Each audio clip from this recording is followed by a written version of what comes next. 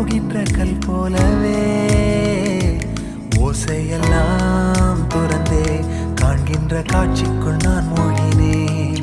திமிலேறி காளை மேல் தூங்கும் காகமாய் பூமி மீது இருப்பேன்.